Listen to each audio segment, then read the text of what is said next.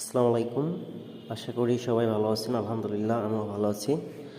আজকে আপনাদের দেখাবো জগন্নাথ ইউনিভার্সিটির টাকা পেমেন্ট হয়েছে কিনা এবং নিজের ছবি এবং সিগনেচার মিল আছে কিনা সেটা চেক করব। তো এই প্রসেসটা করার জন্য আমি যে লিঙ্কটা দিচ্ছি অ্যাট ফার্স্ট এই লিঙ্কে চলে আসবেন। আসার পরে নিচেই দেখবেন এইচএসসি রোল নামে একটা অপশন আছে। এখানে আপনার এইচএসসি রোলটা দিবেন।